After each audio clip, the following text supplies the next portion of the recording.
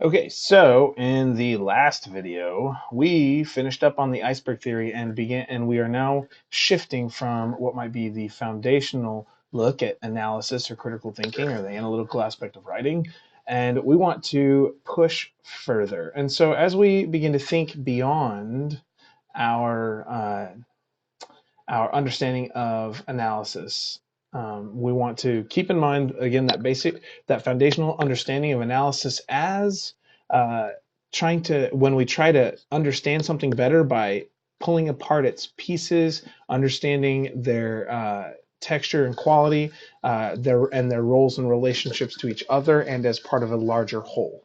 Now, for this video, I want to talk about levels of cognition, and this is kind of the idea. It's built a little bit on Bloom's taxonomy, but it's the idea that it takes more work to do some of these activities, and they build. It takes more brain power on as far as this goes. So when we think about analysis, we oftentimes that first level of any meaningful analysis is that you have data worth reporting. And so when we look at it, the idea is that it takes a lot less effort to say to state data, to just list facts. That doesn't mean that doesn't mean that those facts aren't meaningful, but that's where our brain starts. It's just, what do I know? Start with what you know, and then see how you can build from there. Like we learned with the iceberg, we analysis is taking what we can see, what we do understand, and what is known to infer about what we can't see. It's essentially a way to try and make the invisible, or usually invisible, more approachable, more understandable. When people were beginning to understand models of the atom and that sort of thing. We look at Dalton, or we look at Mendeleev, or we look at Rutherford. Those guys, they were trying to figure out how these tiny little things worked, because they couldn't see them. They were barely observable in many cases. Many of Dalton's theories, he was one of the early guys, ended up being wrong because he didn't have the tools to study at a deeper level. So any meaningful analysis starts with, what do I know? And then what can I infer from there? Now, there is, if our data is flawed, or if our reporting has issues, that will often lead us to make false assumptions or false inferences. And this is where we have to be very careful about how far we push analysis. We want to make sure that each thing logically steps from one to the next. And there are this is where a lot of logical fallacies come in, where we are trying to look at how we can move from point A to point D without, and so we have to figure out what step B, what step C. So first step in analysis is knowing that your data is reliable, and that the evidence you're basing any analysis on is meaningful. So either way, so that still can be a critical process. You have to critically approach sources and whatnot. But whatever your data is, whether I'm studying a basic phenomena of life, about, maybe it's my own tendencies to, if there's a bowl of M&Ms in the room, how, my data might be, how long does it take me before I reach into a bowl of M&Ms? Or it could be, how many M&Ms do I eat? So that might be the data. And then I might start analyzing and pushing to more critical thought. Should I eat? Actually, that would be an evaluation question.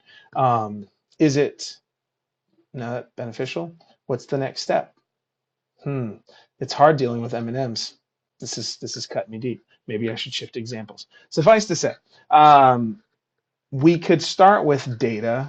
In an academic setting, often our data is something we get from secondary sources, but it could be from primary source research as well. Research we do ourselves as part of a lab experiment, research we get through survey data. If we're in a humanities or social sciences course, we might build surveys or interviews or do some sort of qualitative research that we do hands-on, or it could be a lab quantitative type data. Suffice to say, first step is reporting. And so once we have meaningful data, that, as far as it relates to levels of cognition, is usually supposed to be the easiest mental step.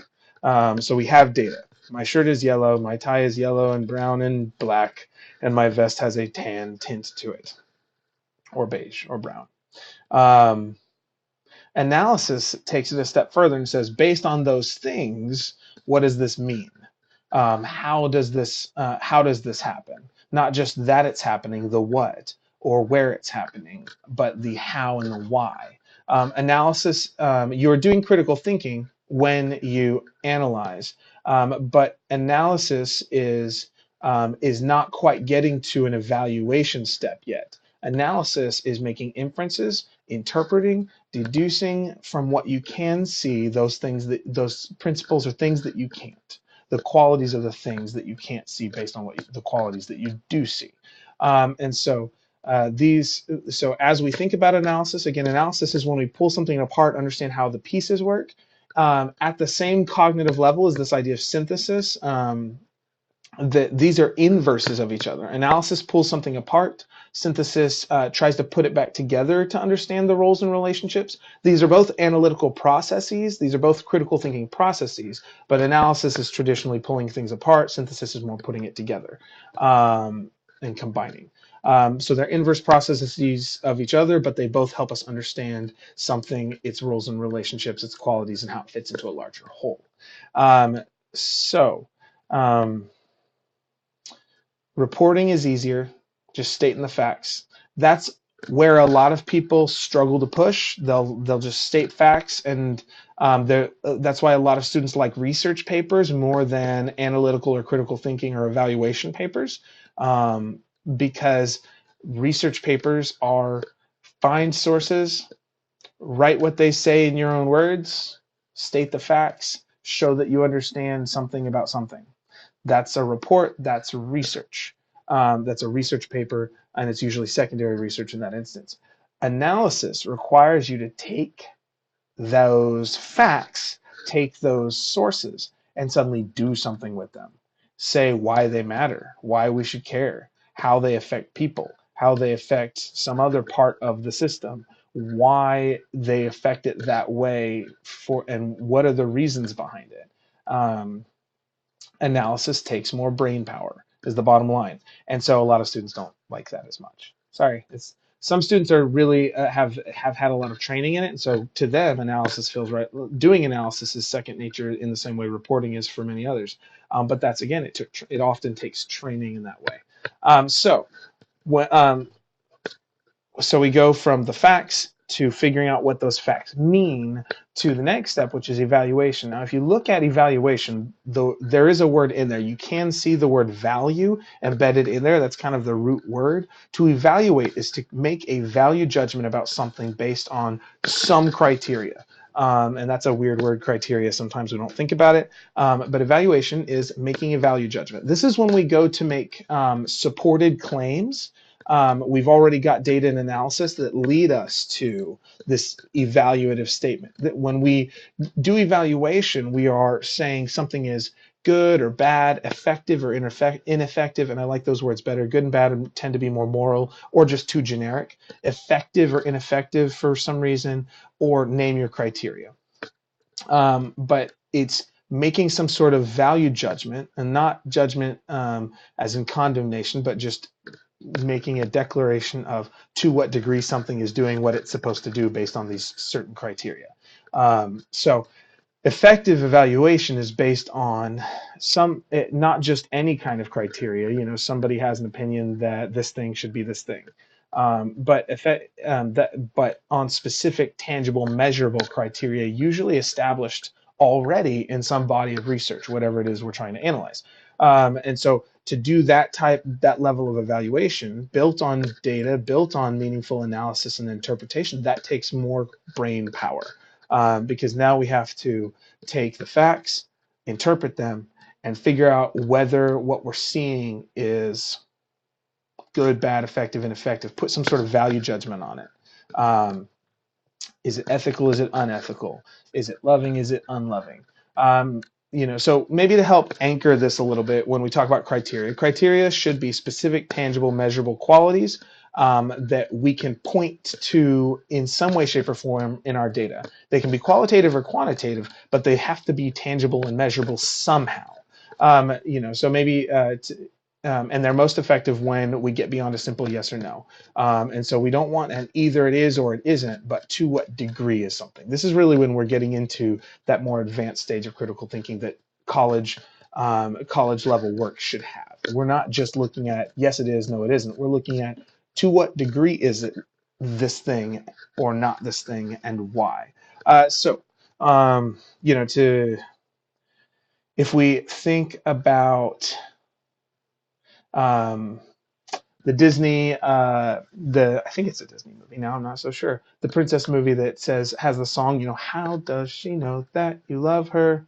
Um, if we go back to that idea, we could think of this. We could say, well, how do I know that anybody loves me? Okay, so my research question is, how can I determine whether a person loves me?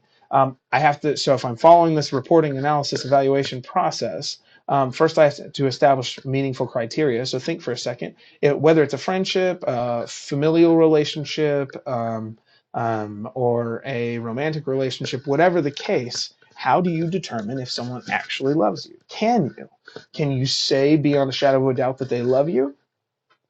Well, since love isn't a measurable quality, you may not be able to make an official evaluative claim directly, but you could take what you can see and use it to evaluate what you can't see. And so, sometimes when people come up with criteria, they'll say, okay, the person's nice, the person's loyal, the person's there when I need them, the person's dependable, and so these all still end up being less concrete qualities. Like, how do you measure niceness? Does it mean they smile? Does it mean they give you their pencil and share? Does it mean you trade snacks and you get their broccoli and they get your cookies? What does it mean? So we need criteria. We can use those qualities as a way into criteria that are deeper. And so you decide what your criteria are, but then how do you measure that? If someone's funny, do you count the number of jokes they tell or the number of jokes worth laughing at? See, my problem isn't that I'm not funny. The problem is that I swing at everything. So I've got a really low batting average. You know what I mean? So that sort of thing. We could measure the number of jokes in comparison to the jokes people laugh at, in comparison to the jokes people groan at, and determine some sort of percentage to determine whether I'm actually funny or not. Or just ask my wife; she'll know better. Secondary sources. Actually, she'd be the primary source, and you could use her as a resource. Anyways, so back to our question. If we take stereotypical dating situation, maybe just because it's easy, because it's in movies and all that fun stuff. What are things, for instance, that culture tells us guys are supposed to do on a date? Usually, people say, yeah, the guy's supposed to pay, right? The guy should pick up the woman. He should pull out a chair or hold a door open. All those. So those are things we can actually measure. We can say the guy was willing to spend some coin on this person he's interested in. The guy was willing to open the door and make her life easier using those traditional things. He came in a car, which means he had a car. So that's usually a sign of stability. In some cultures, it's the guy has a house and a place to, if he asks you to marry him, it's a place to move into, to build a family. So it depends on the culture, and some of those values change. So I'm using the stereotypical ones that are embedded in media, for better or worse. So if we look at those criteria, we can measure those things. We can say how many dates does the guy hold doors open? We could also say, does he only hold doors open for the date? Or does he hold the door open also for, maybe an elderly person or a young toddler who's coming in with a family? Or is he kind of a jerk and he lets it slam in an old lady's face or slam in a 4-year-old's face, and they've got their little fingerprints on the wall, on the glass, and they're all like, right? That's usually discouraged. That usually isn't a sign that someone's nice or as we're thinking about those qualities, those tangible things we can measure is, he loses points for letting a door smash into a little kid's face, and anyways, I digress. So criteria have to be tangible, measurable qualities in some way, shape, or form. It should be noted that when we're dealing with qualitative and quantitative, we'll get into this with the scientific aspect of writing, but a lot of times when we talk about data, what counts as data, sometimes qualitative data is just data people don't want to take the time to find tangible versions of. And so but qualitative data is usually, qualitative reporting is usually perception based. So how many people think this thing, or think this thing is true, or think this is the way to define this? And sometimes we can get at what may seem like a qualitative thing, like we're doing now with this idea of love, and through the lens of more tangible things. You could find 5 people that say, "Oh yeah, I think he likes her," or whatever it is. And what you're really doing is asking 5 people, based on their kind of gut impression.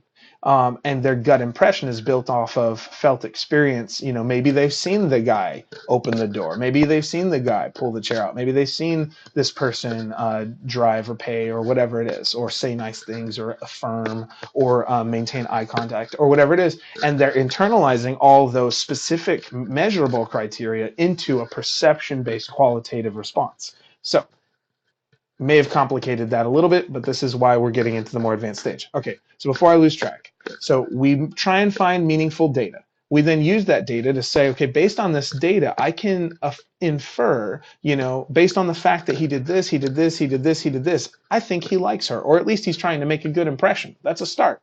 Now, then we might even say a pattern over time. He did those same things for the first 3 dates, but then he kind of petered out. He stopped paying. He brought a coupon. He didn't. Suddenly his car changed from a Ferrari to a Pinto. Not that there's anything wrong with a Pinto. If you have to drive it, just don't get the ones that explode. If you don't know what I'm talking about, Google it. 1980s, I think. Sorry. He stops pulling out the chair. He stops opening the door, and then it's like, does he really care, or was he just trying to make a good impression? Then we get into this interpretation of the data, and we start pushing. And then as we say, okay, it seems like he is trying to make a good impression. To what degree is he doing that? Or it seems like he does actually care about this person. To what degree is he doing that? That's when we get into an evaluative statement, an evaluative claim that we have proof for. And that's when we get into an academic argument. Not an argument like this, but meaning we've created an argument that we have evidence to support. An argument is a college way of saying a claim we can support with evidence. Okay, so with all that, we've taken all this time. If you have any friends who you've talked relationships with, and shared the data of the 3, 4, 5 dates or 6 months of dating or whatever the case is, or being engaged or whatnot, if you've commiserated over a person's whether a person likes you or doesn't like you, the next step, if your friend comes to an evaluative claim based on that data to say, I don't think he loves you, what's the next step? Are they just going to sit on that? Probably not. So that's where we get to advocacy. Advocating for this thing you've come to believe based on data, based on deep analysis, based on your final evaluation. You usually want to tell people at that point. And if you've done all those other steps, then maybe that step's a little easier. But because it takes all that other work to start going to share your opinion and feel confident in that opinion, advocacy is put there at the bottom of levels of cognition.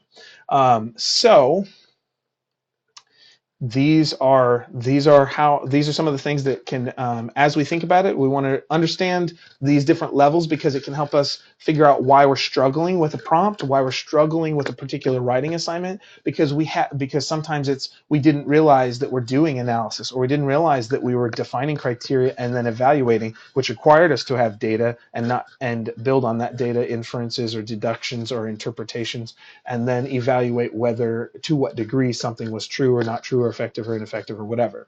All of that takes a lot. Each step along the way takes a lot more work. And if we're just used to reporting or regurgitating someone else's thinking, it doesn't take the same amount of cognitive load. These things will become important as if you look and watch the rhetorical aspect of writing videos, specifically the one as we deal with, or even the structural as we deal with rhetorical genres of sentences, how we structure paragraphs and things like that. You may remember some things from other videos connected to pies or axes or rice, and so these different these different types of mental activities often can be also the core of genres at the sentence level. What's the rhetorical purpose of that sentence? To declare information, a reporting statement, an example, an illustration, information. Is it trying to do analysis, interpretation? Is it trying to evaluate? You get the idea. So, is it trying to make a claim through evaluation or a claim through advocacy? That's how these work. So essentially, levels of cognition deal with the various intensities of brain work you have to do as you try and problem solve, as you try and think through an issue and understand something more effectively. We start with meaningful data that leads us to interpretations or conclusions. Those, not conclusions, but inferences, deductions that then lead to criteria-based evaluation, which would be the conclusions. And then we often advocate for those because we've come to believe in them based on a sound critical thinking process. That's as far as I'm going to go with this video. Have a good time and look for the next part.